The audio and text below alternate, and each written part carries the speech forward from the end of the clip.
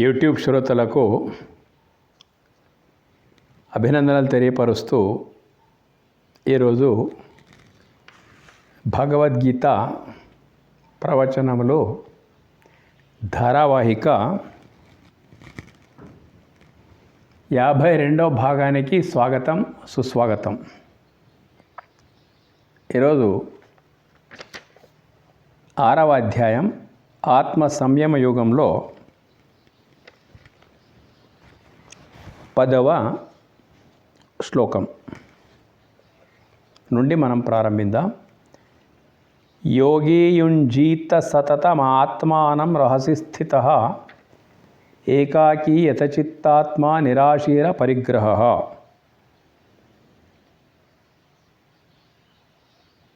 ధ్యానయోగమునభ్యసించి యోగి ఏకాంత ప్రదేశమున ఒంటరిగానున్నవాడై మనస్సును దేహ ఇంద్రియములను స్వాధీనమునర్చుకొని ఆశ లేనివాడై ఒరుల నుండి ఏమీ స్వీకరింపక ఎల్లప్పుడూ మనస్సును ఆత్మయందే నెలకొల్పుచుండవలయును. ఈ 3-4 శ్లోకాలు మొత్తం ఏవైతున్నాయో 10, 11, 12, 13, 14, 15 వరకు దాదాపు 15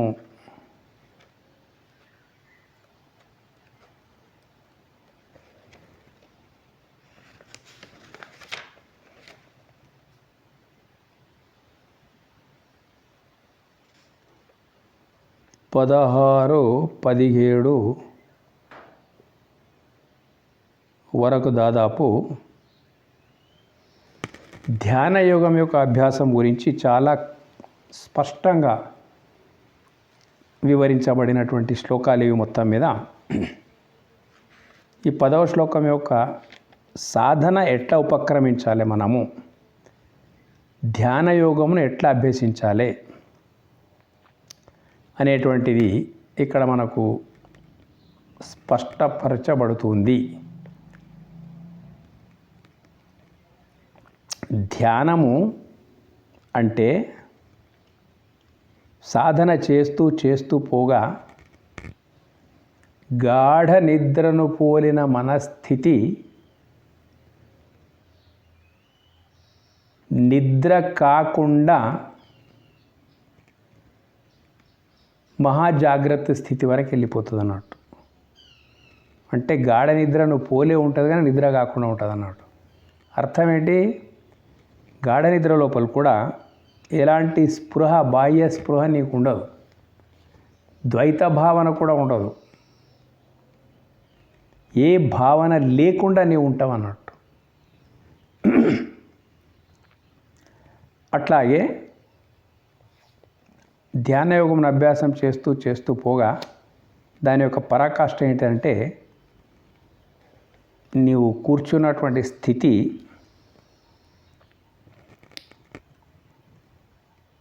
అక్కడ అది నిద్ర కాకుండా నిద్రను పోలిన జాగ్రత్త అవస్థ ఉంటుంది అన్నట్టు. అట్లా ధ్యానం చేస్తూ పోగా ఏమైపోతుంది, నీకు ఇంకా ఎలాంటి సుఖ దుఃఖాల యొక్క, లాభ నష్టాల యొక్క, జయ అపజయాల యొక్క ప్రభావం అనేటువంటిది నీ మనసు పైన ఉండకుండా పోతుంది అన్నట్టు. మొత్తం మీద ఏ మార్గం నుంచి నువ్వు వచ్చినప్పటికైనా కానీ నీ మనోలయం అంటే నీ మనసు యొక్క స్థితి పరిగణ లోపల తీసుకోవాల్సి వస్తుంది అన్నట్టు. అందులోపల ధ్యానయోగము ఒక సాధన. ఎందుకు ధ్యానయోగం సాధన అంటే జ్ఞానయోగం అంత సులభంగా అందరికీ సాధ్యమయ్యేటువంటి వస్తువు కాదు. ఎన్నో జన్మల సంస్కారం ఉంటే మహావాక్యాల యొక్క స్థితి అట్లే నిలవడానికి వీలుంటుంది అన్నట్టు. అందరికీ ఆ స్థితి ఉండదు కాబట్టి ధ్యానయోగం సాధన అనేటువంటిది చేస్తూ ఉండాలి. ఎందుకంటే మొట్టమొదలు మనిషి పరమాత్మ సాధ్య వస్తువు అనుకుంటున్నాడు. సాధ్య వస్తువు అని నువ్వు అనుకుంటున్నావు కాబట్టి సాధన చెయ్యి. అప్పుడు అదేమైపోతుంది, సాధ్య వస్తువు అనేటువంటి భావన చెరిగిపోయి సిద్ధ వస్తువు అంటే వెతకవలసిన అవసరం లేదు, పట్టుకోవలసిన అవసరం లేదు, వెతకకుండానే పట్టుబడి ఉన్నటువంటిదే పరమాత్మ అనేటువంటి ఒక స్థితి అనేటువంటిది నీకు రావడానికి అవకాశం ఉంది. అందుకే సాధ్య వస్తువు అనుకుంటున్నటువంటి ప్రతి ఒక్కరు కూడా సిద్ధ వస్తువు చేసుకునేటందు కొరకు ఈ ధ్యానం యొక్క అభ్యాసం ఉంటుంది. అది ఎట్లా ఉంటుంది, ప్రారంభం ఎట్లా చేయాలంటే దాని అభ్యాసం ఎట్లా ఉంటుందంటే సాధకునికి మొట్టమొదలు కొంచెం కొంచెం కొంచెం సాధన చేస్తూ పోవాలి, అన్ని ఇడిచిపెట్టి కాదు. యోగి ఏకాంత ప్రదేశమున ఒంటరిగానున్నవాడై ఏకాంతము లోపల ఉండడమే, ఎలాంటి చపలం లేకుండా ఏకాంతాన్ని చాలా సంతోషంగా అనుభవించడం కూడా గొప్ప స్థితి అన్నట్టు. ఎందుకంటే ధ్యానంకు మొట్టమొదలు కావలసినటువంటిది ఏకాంతమే. ఏకాంతానికి రెండు అర్థాలు ఉన్నాయి. ఇట్లా నిశ్శబ్ద వాతావరణం లోపల ఒక గది లోపలనో ఎక్కడనో కూర్చోవడం ఏదైతుందో అది కూడా ఏకాంతమే. ఆ తర్వాత ఒకటితో మాత్రమే అంతమయ్యేదానికి ఏకాంతం, ఇది జ్ఞాన మార్గం అన్నట్టు. ఉన్నది ఒకటే, రెండవ దానికి ఆస్కారమే లేదనేటువంటి పరిస్థితి ఏది ఉంటుంది కదా, అద్వైత భావన, దాన్ని కూడా ఏకాంతం అంటాం. సరే, అది తర్వాత సంగతి. మొట్టమొదలంటే ఏకాంతంకి అలవాటు పడిపోవాలి. చాలా గొప్ప విషయం. ఒక్కొక్కరు ఏకాంతం లోపల ఉండడం అంటే సాధ్యం కాని పని అయి ఉంటుంది వాళ్ళ మొత్తం మీద. ఏదో ఒకరు ఎవరో ఒకరు సాంగత్యం లోపల ఉండవలసి వస్తుంది. కానీ ధ్యానానికి అట్లా కాదు, ఏకాంతం లోపల ఉండేటువంటి అలవాటు వేసుకోవాలి. ఒంటరిగానే ఉన్నవాడై అక్కడ ఏం చేయాలి మరి, కూర్చొని ఎట్లా కూర్చోవాలో ముందు శ్లోకాల లోపల వస్తుంది. అట్లా ఉండి మనస్సును దేహేంద్రియములను స్వాధీనమునర్చుకొని, అంటే మనసు ఎప్పుడు కూడా ఆలోచనలమయమే ఉంటుంది అన్నట్టు. ఈ ఆలోచనలు ప్రారంభ దశ లోపల 3 రకాలుగా వర్గీకరించుకోవాలి. మొదటిది ఏంటిదంటే అనవసరమైనటువంటి ఆలోచనలు అస్సలే రానివ్వకూడదు. ఎందుకు ఏవి అనవసరమైన ఆలోచనలు అంటే జీవితానికి అస్సలు పనికిరానటువంటి, అవి ఆలోచించడం వల్ల శక్తి క్షీణించిపోయేటువంటి, ఎప్పుడు పనికిరానటువంటి పిచ్చాపాటి ముచ్చట్లు ఏవైతే ఉంటాయి కదా, అటువంటి ఆలోచనలు మనసు లోపలికి వస్తూ ఉంటాయి. ఇది అనవసరమైన ఆలోచన. అప్రస్తుతమైన ఆలోచనలు అంటే ఏంటంటే ఇప్పుడు ఆలోచించవలసింది లేదు. పిల్లలు పుట్టినప్పుడే వాళ్ళకు చదువు, ఉద్యోగము, పెళ్లి గురించి ఆలోచించకూడదు.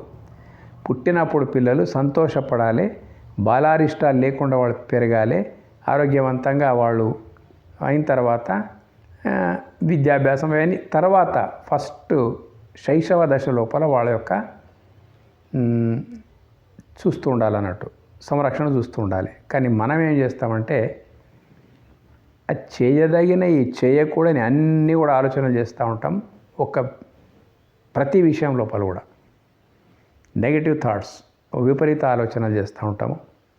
అస్సలు రానివ్వకూడదు వాటికి. అనవసరమైన ఆలోచనలు ఎంత ప్రమాదకరమో అంతకంటే ప్రమాదకరమైనటువంటి విపరీతమైన ఆలోచనలు, ప్రతిదానికి నెగిటివ్గా ఆలోచించడం, అది కూడా మంచిది కాదు. కాబట్టి మూడోది ఏంటిదంటే అప్రస్తుతమైన ఆలోచనలు. ఇప్పుడు ఆలోచించవలసిన అవసరం లేదు, కానీ వాటిని ఆలోచిస్తూ ఉంటాం. సమయం వృధా పోతుంది, శక్తి వృధా పోతుంది. అత్యవసరమైన ఆలోచనలు ఏంటి? అత్యవసరమైన ఆలోచనలు ఎప్పటికప్పుడు ఏది అత్యవసరమో, ఇప్పుడు అనారోగ్యం వచ్చింది, చికిత్స చాలా అత్యవసరం. పిల్లలకు స్కూల్లో వేసేస్తున్నాం, అప్పటి ఫీజులు అత్యవసరం. ఈరోజు పూట గడవాలా, దాని కొరకు అత్యవసరంగా ఆలోచించాలి.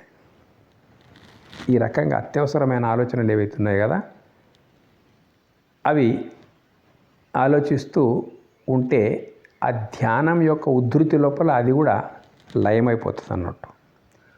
ఇట్లా మనసులో వచ్చేటువంటి ఆలోచనలను దేహేంద్రియములను స్వాధీనం అనర్చుకొని, దేహం కూడా స్వాధీనం లోపల ఉండాలి.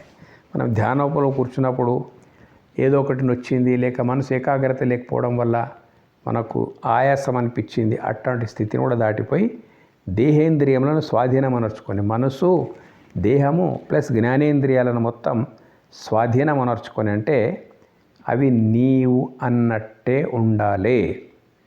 ఇంద్రియాలు పిచ్చాపాటిగా వాటిపైకి వీటిపైకి ప్రాకకుండా స్వాధీనం అనర్చుకొని ఆశ లేనివాడై, ఏకాంతం లోపల కేవలం ఆశలు మనిషిని వెంటాడుతూ ఉంటాయి అన్నట్టు. ఆశించడం వల్ల వచ్చేది ఏమీ లేదు ప్రపంచం లోపల. ఏది నీకు అవసరమో దాన్ని సాధించుకోవాల్సి వస్తుంది అన్నట్టు. జీవిత అవసరం అవుతున్నది కదా, సాధించుకోవాల్సి వస్తుంది. ఒట్టి ఆశించడం వల్ల వచ్చేది పోయేది ఏమీ ఉండదు. కాబట్టి ఆశ లేనివాడై ఒట్టి కూర్చొని ఆలోచిస్తే వచ్చేది పోయేది ఏమీ లేదు. ఏది నీకు అవసరమో దాన్ని సాధించు, ఈ అలవాటు వేసుకో. ఆశ లేనివాడై ఓరల నుండి ఏమీ స్వీకరింపక,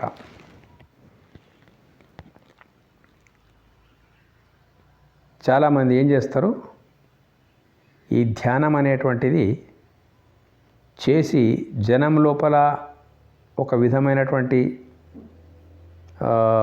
ప్రభావాన్ని కల్పించి అట్లా ధ్యానంకు కూర్చుంటే నాకు కావలసినవన్నీ జనం తెచ్చిస్తారు అని చెప్పేసి కండిషన్స్ పెట్టుకోవడం. కాబట్టి ఒరుల నుండి ఏమీ స్వీకరింపక ఎల్లప్పుడూ మనస్సును ఆత్మ ఎందు నెలకొల్పుచుండవలేను. ఆత్మ ఎందు నెలకొల్పడం అంటే ఏంటి? చాలా రహస్యమైన విషయం. మనసులో ఎలాంటి ఆలోచనలు రాకుండా ఉంటే ఆత్మీయ స్థితిలో నీవు ఉన్నట్టే లెక్క. గాఢ నిద్ర దాదాపు సమీపం లోపల ఉంటుంది అన్నట్టు. ఆత్మీయ స్థితికి సమీపం లోపల ఉంటుంది, దాని అనుభవం నీకు ఉండదు. కానీ మనస్సు మాత్రం గాఢ నిద్ర లోపల సమీపం లోపల ఉంటుంది, ఆత్మకు సమీపం లోపల ఉంటుంది అన్నట్టు. ఇక్కడ మరి జాగ్రత్త లోపల ఎట్లా అంటే, నువ్వు ధ్యానానికి కూర్చున్నప్పుడు ఎలాంటి ఆలోచనలు మనసు లోపల రానివ్వకుండా గాఢ నిద్రను పోలిన జాగ్రత్త అవస్థల కనుక నువ్వు సాధన చేస్తూ చేస్తూ కొంత చేస్తూ పోతే గాఢ నిద్రను పోలిన జాగ్రత్త అవస్థ ఈజ్ ఈక్వల్ టు ఏమి మనసు లోపల రానివ్వకుండా ఉండడం ఈజ్ ఈక్వల్ టు ఏంటి తప్ప అంటే ఆత్మ అయిందే మనసు నెలకొల్పబడి ఉన్నదని అర్థం అన్నట్టు. ఉండవలేను. ఇది స్టార్టింగ్. తర్వాత శుచౌ దేశే ప్రతిష్టాప్య స్థిరమాసనమాత్మన నాత్యుచ్ఛ్రితం నాతి నీచం చైలాజన కుశోత్తరం తత్రైకాగ్రం మనఃకృత్వా యత చిత్తేంద్రియ క్రియ ఉపవిశ్యాసనే యుంజాద్ యోగమాత్మ విశుద్ధయే. చూడండి, ధ్యానం అనేటువంటిది మాలిన్యము, మనసు యొక్క మాలిన్యం తొలగేటందు కొరకే. అంతఃకరణ అంటే మనస్సు శుద్ధమయ్యేటందు కొరకే. ఇంతవరకు చెప్పినటువంటి చెత్తా చెదారం ఆలోచనలు మనసు లోపల రానివ్వకుండా ఉంచుకోవడం అంతఃకరణ శుద్ధి. దీనికి ఏం చేయాలి? ఎట్లా ప్రారంభం చేయాలంటే పరిశుద్ధమైన చోటునందు. ఎందుకంటే శ్వాసకు కూడా ధ్యానానికి చాలా సంబంధం ఉంటుంది. చోటు పరిశుద్ధం లేకుండా కాలుష్యమయంగా ఉందనుకోండి, మొత్తం మీద మనసు చలనమైపోతుంది మొత్తం. అందుకొరకే పరిశుద్ధమైన చోటునందు, ఎలాంటి కాలుష్యం లేనటువంటిది, పరిసరాల పరిశుభ్రతతో కూడుకున్నటువంటిది, అటువంటి చోటును మనం వెతుక్కోవాలి. అక్కడనే మనం కూర్చోవాలి. ఎట్లా కూర్చోవాలి? మిక్కిలి ఎత్తుగా నుండనిదియు పీఠం, మిక్కిలి పొట్టిగా నుండనిదియు. ఎందుకు ఉండాలి ఇట్లా పీఠం అంటే? కట్టెతో తయారు చేసినటువంటి పీఠం ఒక 1/2 ఫీట్ సరిపోతుంది అన్నట్టు. మరీ ఎత్తుగా ఎందుకు ఉండకూడదు అంటే సాధన దశ లోపల ఒక్కొక్కసారి నిద్ర వచ్చినప్పుడు కింద పడిపోయే ప్రమాదం ఉంటుంది కాబట్టి కింద పడినా ఏమి కానటువంటి ఎత్తే ఒక అర ఫీట్ ఎత్తుంటే సరిపోయింది అన్నట్టు. ఇట్లా ఒక పీఠం ఉండాలి, అది కట్టెతో తయారైంది ఉండాలి. దానిపైన క్రింద దర్భాసనము, మొట్టమొదలు ఆ పీఠ పైన ఏమేసేయాలి, దర్భాసనం అంటే జింక చర్మం. దర్భాసనం అంటే దర్భ అనేటువంటి గడ్డి ఏదైతే ఉందో అది దర్భ ఉంటుంది అన్నట్టు. ఆ దర్భ ఆసనాలు అనేటువంటివి ఉంటాయి. దర్భ అంటే ఒక రకమైన గడ్డి ఆసనము, ఇవి ధ్యానానికి ప్రత్యేకంగా. దానిపై జింక చర్మం ఉంటే, కానీ ఇప్పుడు లేవు, సరిపెట్టుకోవాలి. కంబళి వేసుకున్నాను దానికి బదులు. తెల్లని కంబళి అంటే గుంగడి అంటారు కదా, అది వేసుకోవచ్చు. జింక చర్మం ఇప్పుడు దొరకడం చాలా కష్టము. దర్భాసనం అంటే తయారు చేసుకోవచ్చు దర్భ నుంచి. దానిపై చర్మంకు బదులు కంబళి వేసుకోవాలి మనం. ఇప్పుడు ఎవరి దగ్గర ఉంటే పర్వాలేదు, వేసుకోవాలి చర్మము. దానిపై వస్త్రము గలది, క్రింద దర్భాసనము, దానిపై కంబళి లేదా జింక చర్మము, దానిపై శుభ్రమైనటువంటి వస్త్రం వేసుకోవాలి. అట్లా వేసుకున్న తర్వాత అది ధ్యానానికి అనుకూలమైన ఆసనం అయిపోతుంది. కదలకనుడునది, పీఠం కూడా కదలకూడదు, ఎటు మసిలినా కదలకూడదు. కదలకుండా ఉండునది ఆసనమును పీఠను వేసుకొని దానిపై కూర్చోవాలి. ఇది ఒక ధ్యానంకు సంబంధించిన విజ్ఞానం, శరీర విజ్ఞానం అన్నట్టు. వేసుకొని దానిపై కూర్చుండి మనస్సును ఏకాగ్రపరిచి, మనసు ఎప్పుడు అనేకాగ్రం ఎక్కడెక్కడో తిరుగుతూ ఉంటుంది. ఇంతవరకు చెప్పినట్టు అనవసర, అప్రస్తుత, ప్రతికూల, అత్యవసర ఆలోచన లోపల తిరుగుతూ ఉంటుంది. దాన్ని ఏకాగ్రపరచాలి. ఒక సూత్రం ఏంటిదంటే, ఒక దగ్గర కూర్చొని పిచ్చిగా ఆలోచిస్తూ మనం కూర్చుంటే ఏది అనుకున్నది సాధ్యం కాదు. ఏది సాధ్యం కావాలంటే దానికి సాధన తప్పకుండా చేయాల్సి వస్తుంది. కాబట్టి ఒట్టి కూర్చొని ఆలోచించడం అనేటువంటిది ధ్యాన స్థితి లోపల ఉండొద్దు. మిగతా చాలా టైం ఉంటుంది, నీకు ఎంతైనా ఏమైనా ఆలోచించుకో. ధ్యాన స్థితి లోపల కూర్చున్నప్పుడు నీవు మనసును ఏకాగ్రపరచడము అంటే ఎక్కడెక్కడ వస్తుంది ముంగట ఏకాగ్రపరచడము. ఒకే అగ్రం పైన అంటే ముందు ఒక జ్యోతి ఉంచుకోవడమా, లేక ఒక మూర్తి ఉంచుకోవడమా, లేకపోతే ఇట్లా నీవు ఏదైనా ఒక సాధన చేసే ముందు ఉంచుకొని దానిపైన ఏకాగ్రంగా మనసు నిలుపుకొని ఇంద్రియ మనోవ్యాపారం అరికట్టి, చంచలత్వమే మనోవ్యాపారము, ఆకర్షణలే ఇంద్రియం యొక్క వ్యాపారం. ఆకర్షణ ధ్యానం లోపల కూర్చున్నప్పుడు ఏదో తినాలనిపిస్తుంది, ఏదో వాసనలు వచ్చినట్టు అనిపిస్తుంది, ఇంకా ఎక్కడనో పోవాలనిపిస్తుంది, ఏదో అనుభవించాలనిపిస్తుంది. ఇది ఇంద్రియాల యొక్క వ్యాపారం అన్నట్టు. మనసు యొక్క వ్యాపారం ఏంటిది? ఊరకే సంచరించడం, పని బాట లేకుండా ఊరకే సంచరించడము మనసుకు సంబంధించినటువంటి పని. మనసును ఏకాగ్రపరిచి, దీన్ని ఇట్లా ఏకాగ్రపరిచి ఇంద్రియ మనో వ్యాపారం అరికట్టి, ఇంద్రియాల వ్యాపారం ఏంటంటే అవి ఇవి జ్ఞాపకం చేసుకోవడము, అటు ఇటు వెళ్ళిపోవడము, శబ్దాలను పునఃస్మరణ చేసుకోవడము, వాసనలను పునఃస్మరణ చేసుకోవడము, రుచులను పునఃస్మరణ చేసుకోవడము, తర్వాత రుచులను పునఃస్మరణ చేసుకోవడం, స్పర్శలను పునఃస్మరణ చేసుకోవడము. ఇవన్నీ కూకునేరాల మనం చేసుకోవడం ఒకటి వచ్చేది పోయేది ఏముండదు. కాబట్టి ఇది ఇంద్రియముల యొక్క వ్యాపారం అన్నట్టు. చంచలత్వం మనసు యొక్క వ్యాపారం, దీన్ని అరికట్టాలి. ధ్యానమును అభ్యసించవలయును. ఈ రకంగా ఉపక్రమించాలి. ఇవి ఆసన సిద్ధి అయిపోయింది. తర్వాత సమముకాయ శిరోగ్రీవం ధారయన్నచలం స్థిర సంప్రేక్ష నాసికాగ్రం స్వం దిశశ్చాన్ అవలోకయన్.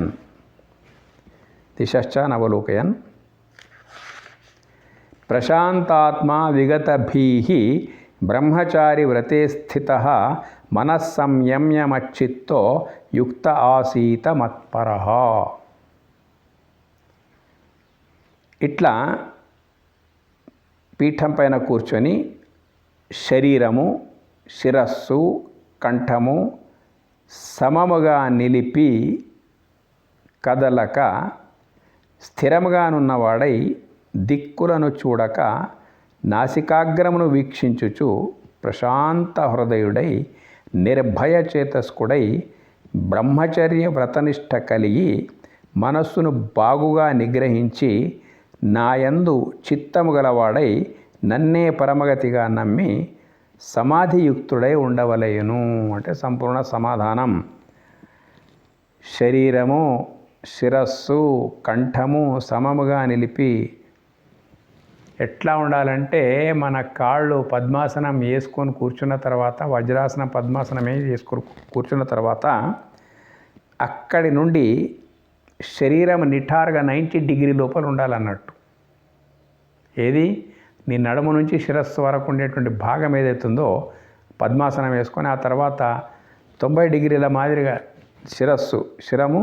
శిరస్సు కంఠము అంటే మన పిరుదుల దగ్గర నుండి శిరస్సు వరకు మొత్తం, కంఠం కూడా ఇట్లా వంపి ఉండకుండా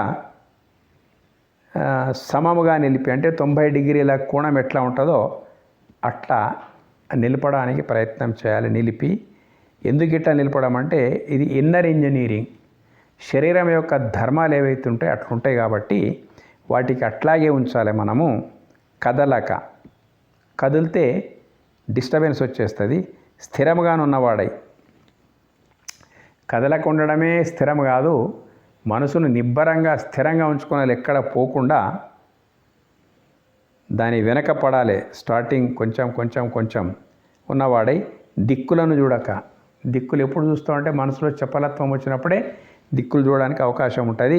ఆ దిక్కులను చూడడం అనేది మానుకొనాలే. చూడక నాసికాగ్రమును వీక్షించు. ఇది పెద్ద లగాం అన్నట్టు. అంటే బండికి బ్రేక్ ఎట్లనో, గుర్రానికి లగాం ఎట్లనో, నాసికాగ్రాన్ని నిఠారుగా 90 డిగ్రీలో కూర్చున్న తర్వాత కంఠం సమానంగా ఉంచి బిల్కుల్ గుడ్లు అనేటువంటి కిందికి కొంచెం చూపి, నాసికాగ్రం అంటే ముక్కు యొక్క కొన భాగమని ఆ కొన భాగమే నీ కంటికి కనిపించాలి. కళ్ళు మూసుకునే ఉండవద్దు, మరి తెరిచినవి ఉండవద్దు, అటు ఇటు గుడ్లు తిప్పుతూనే ఉండవద్దు. కంటి గుడ్లను మొట్టమొదటి ఏకాగ్రపరచడం అంటే నాసికాగ్రాన్ని నీవు వీక్షిస్తూ పోతే ఆటోమేటిక్ మనసు కంట్రోల్ లోపల వచ్చేస్తున్నాడు. అది శరీర ధర్మం. వీక్షించుచు ప్రశాంత హృదయుడై ఎలాంటి అశాంతికి స్థానం ఇవ్వకూడదు. ఎందుకంటే కూర్చున్న టైంలో నువ్వు ఏమి చేసేది ఏమి ఉండదు. ప్రశాంత హృదయుడై నిర్భయ చేతస్కుడై ప్రశాంత హృదయుడై అంటే శాంతి కాదు, ప్రశాంతి మొత్తం మీద. అంటే శాంతి గాఢ నిద్ర లోపల ఏముండదు, శాంతి ఉన్నట్టు ఉండాలన్నట్టు. ప్రశాంత హృదయుడై నిర్భయ చేతస్కుడై అక్కడనే భయం ఎక్కువ ఉంటుంది మనిషికి. ఏంటిదంటే మనం ఈ రకంగా ధ్యానానికి ఉపక్రమించిన తర్వాత జీవిత సమస్యల జ్ఞాపకం రావడము, ఏవేవో పిల్లల గురించి, వాళ్ళ విద్య గురించి, పెళ్ళిళ్ళ గురించి, డబ్బు గురించి, పేదరికం గురించి, రుణాల గురించి, అనారోగ్యం గురించి రకరకాల ఆలోచనలు వచ్చి భయం అనేటువంటిది మనసు లోపల కలుగుతూ ఉంటుంది అన్నట్టు. ఏమప్పుడు అట్లా నువ్వు భయపడితే మన ఉద్ధారం అయ్యేది ఉన్నదా? ఏమీ లేదు. నువ్వు ఎవరితో కనెక్ట్ అవుతున్నావు? సాక్షాత్ పరమాత్మతోనే కనెక్ట్ అవుతున్నప్పుడు ఇక పిచ్చాపాటి ఆలోచనలు నీకెందుకు? కాబట్టి నిర్భయ చేతస్కుడవై నీవు పోతున్నదే పరమాత్ముని దగ్గరికి అన్నప్పుడు, పరమాత్మతో సాన్నిధ్యం ఏర్పరచుకుంటున్నప్పుడు ఇంకా నీకు భయం ఎందుకు? రాజు పిలుపు మీద, ప్రేమపూర్వకమైన రాజు పిలుపు మీద పోయేటటువంటి వానికి ఇంకా భయం ఉంటుందా? ఉండదు. పరమాత్మనితోనే కనెక్ట్ అవుతున్నటువంటి నీకు ఇంకా భయం ఎందుకు? ఏ భయం కూడా నీకు అవసరం లేదు. నిర్భయ చేతస్కుడై బ్రహ్మచర్య వ్రతనిష్ట కలిగి, మనిషి యవ్వనం లోపల ఉన్నప్పుడు బ్రహ్మచర్య వ్రతనిష్ట ఏంటిదంటే ఆ టైం లోపల స్త్రీ కూడా నీ మనసు లోపలికి రాకూడదు. ధ్యాన స్థితి లోపల నిర్భయ చేతస్కుడై ప్రశాంత హృదయము, నిర్భయ చేతస్కుడై బ్రహ్మచర్య వ్రతనిష్ట కలిగి ఆ టైం లోపల స్త్రీలకు సంబంధించినటువంటి ఏది కూడా జ్ఞాపకం రాకూడదు. వ్రతనిష్ట కలిగి గృహస్థుడైతే భార్య సహితం ఆ టైం లోపల జ్ఞాపకం రాకూడదు. కామికమైన ఇలాంటి వికారాలు అనేటువంటి రాకూడదు. ఎందుకంటే అది చాలా వెంటాడుతూ ఉంటుంది మనిషిని. వ్రతనిష్ట కలిగి మనస్సును బాగుగా నిగ్రహించి ఇన్నిటి ద్వారా నువ్వు ఉండగలిగితే అప్పుడు నిగ్రహించబడినట్టే నీ మనసు. నా యందు చిత్తము గలవాడై. చిత్తం ఎక్కడ ఉండాలి? నీ లోపలనే ఉండాలి. ఎవరి? భగవంతుని లోపల ఉండాలి. అంటే ఎట్లా? ఎక్కడున్నాడు భగవంతుడు? నాయనల్లారా, ఈ రకంగా ఇంద్రియ మనస్సులు వ్యాపారం అరికట్టి, ఇంద్రియ మనో వ్యాపారం అరికట్టి ఇటువంటి ప్రశాంతత, నిర్భయత, బ్రహ్మచర్య వ్రతనిష్ట ఇన్ని కట్టుబాట్లతో నీ ఉన్నప్పుడు, నిగ్రహంతో ఉన్నప్పుడు ఆ స్థితి, ఆ చిత్తం ఎక్కడ పోయినటప్పుడు ఏవీ లేకపోతే చిత్తము, ఏదీ లేని చిత్తమే పరమాత్మ స్థితి అన్నట్టు. ఆ చిత్తం లోపల ఏమైనా రావడం వల్లనే ద్వైత భావన వస్తున్నది. చిత్తం లోపల ఏమీ లేకపోతే నీ ఉండేది అద్వైత భావన లోపలనే. అద్వైత భావన లోపల అంటే ఇంకా ఆ నిశ్చలమైనటువంటి మనసే జీవన్ముక్తి, అంటే పరమాత్మ స్థితి లోపల ఉన్నట్టు లెక్క. చిత్తము గలవాడే. నీ చిత్తం ఎక్కడ పోయినప్పుడు ఆటోమేటిక్ పరమాత్మ లోపలికి వెళ్ళిపోయినట్టు. ఎందుకంటే భ్రాంతులు ఉడిగిన బ్రహ్మము బట్టబయలు. ఏంటిది? ఈ మనసు లోపల ఉండేటువంటి వికారాలన్నీ తొలగి గాఢ నిద్రను పోలిన జాగ్రత్త అవస్థ లోపల ఉన్నప్పుడు ఆటోమేటిక్ పరమాత్ములలో నీవు ఉన్నట్టు, నీలో పరమాత్ముడు ఉన్నట్టు. ఇది రహస్యం. కలవాడై నన్నే పరమగతిగా నమ్మి ఇంకేమున్నది? అంత పరమాత్ముడే పరమగతి అందరికీ. నీవెన్ని ఆలోచించినప్పటికైనా కానీ ఏది కావాలనుకున్నా అన్నిటికీ దిక్కు ఒకే ఒక పరమాత్మ కాబట్టి ఆ పరమాత్మతో నువ్వు కనెక్ట్ అవుతున్నప్పుడు నీ విశ్వాసం అనేటువంటిది పరమగతిగా నమ్మి ఇంకా ఏది ఆలోచించకు. ఎందుకు ఆలోచించొద్దంటే ఒక్క సూత్రం. నువ్వు పుడతా అంటే నీకు జన్మ రాలేదు. నేను ఉంటా అంటే చావు రాకుండా ఉండదు. జన్మ నీ చేతిలో లేదు, చావు నీ చేతిలో లేనప్పుడు జన్మకు మరణానికి మధ్యలో ఉండే జీవితం కూడా నీ చేతి లోపల లేదు. ఎవరి చేతి లోపలనేది? ఎవరి జన్మకు కారణమో, ఎవరు మరణానికి కారణమో ఆ పరమాత్ముడే మధ్య జీవితానికి కూడా కారణం. కాబట్టి ధ్యాన స్థితి లోపల ఆ పరమాత్ముని యొక్క స్థితి లోపల ఉన్నప్పుడు ఏమవుతుంది? మొత్తం మీద పరమగతిగా నమ్మి అంతకంటే దిక్కు ప్రపంచం లోపల ఏది లేదు. ఇటువంటి సంపూర్ణమైనటువంటి విశ్వాసం ఏదైతున్నదో దీనికి సమాధి అని కూడా అంటారు అన్నట్టు. ఏమైపోయింది ఇప్పుడు? సమాధి అని ఎందుకన్నాము? మనస్సు లోపల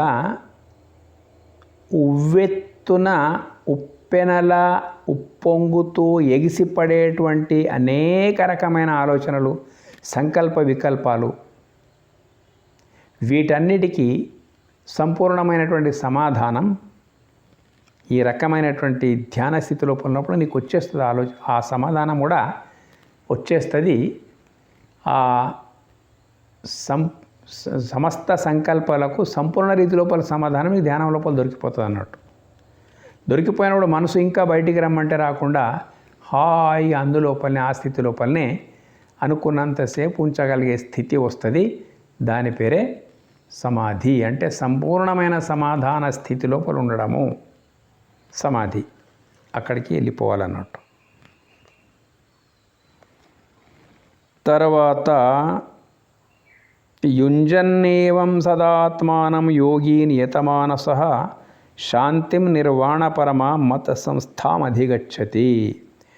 మనోనిగ్రహము గల యోగి ఈ ప్రకారముగా ఎల్లప్పుడూ మనస్సును ఆత్మధ్యానమునందు నిలిపి నాయందున్నట్టిదియు ఉత్కృష్ట మోక్షరూపమైనదియు అగు శాంతిని పొందుచున్నాడు. మనసే అన్నిటికీ మనోనాశనమే మోక్షమని వశిష్ఠుల వారు చెప్పినట్టు మనోనిగ్రహము గల యోగి, మనోనిగ్రహమే మనసును నశింపజేయడం అన్నాడు. నిగ్రహము గల యోగి అంటే ఎక్కడ యోగి అయ్యాడు? అతను ఎక్కడ యోగి అయ్యాడు? మూల స్థానం లోపల మనసు లయమైపోయింది అన్నట్టు. మూలస్థానం ఏంటిది? ఏది ఉన్నదో అదే మూలం. నీవు నిద్రిస్తున్నప్పుడు నీకు తెలియకుండా మిగిలేది ఏదైతే ఉన్నదో అదే నీ మూలస్థానము. అలాంటిది జాగ్రత్త లోపల నువ్వు అలవాటు వేసుకున్నావు అనుకో, అప్పుడు నీ మనసు ఆత్మలో లయమైనట్టు లెక్క. ఈ ప్రకారంగా ఎల్లప్పుడూ మనస్సును ఆత్మధ్యానమనందు చూడండి.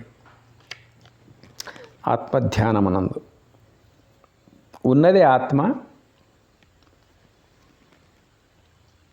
ఆ అనుభవం నీకు రాకపోవడానికి మనసు యొక్క చపలత్వమే కారణం. మనసు చపలత్వం ఉడిగిపోతే మిగిలేది ఆత్మే. ఆత్మ అటువంటి ధ్యాన స్థితిలోకి ఎందుకు ఉండడం లేదంటే మనసే కారణం అన్నట్టు. ఆత్మ ధ్యానం అనందం అంటే దేన్ని ఆలోచించకుండా నీ ఉండగలిగితే అదే ఆత్మలోనే ఉన్నట్టు. దాని పేరే ఆత్మధ్యానం. అందు నిలిపి నాయందున్నట్టు ఇది ఆత్మ పరమాత్మకి ఏం వ్యత్యాసం లేదు. ఆత్మ పరమాత్మ అనేది జ్యోతి అయితే ఆత్మ అనేది ప్రకాశం. కాబట్టి నువ్వు అటువంటి ప్రకాశం లోపలికి వెళ్ళిపోతే ఎలాంటి బంధాలు నిన్ను పీడించకుండా, ఎలాంటి వికారాలను పీడించకుండా ఉండేటువంటి స్థితి ఏదైతున్నది కదా, మోక్షరూపమైన నిర్వాణ మోక్షం, ఎలాంటి బంధనలు లేనటువంటి స్థితి. బంధనకు కారణం మన ఏవ మనుష్యాణం బంధన మోక్ష కారణాత్.